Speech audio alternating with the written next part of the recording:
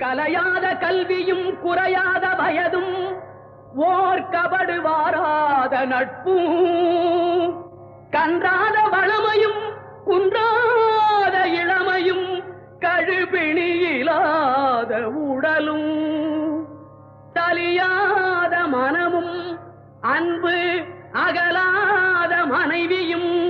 தவறாத சந்தானமும் தாழாத கீர்த்தியும் மாறாத வார்த்தையும் தடைகள் வாராத கொடையும்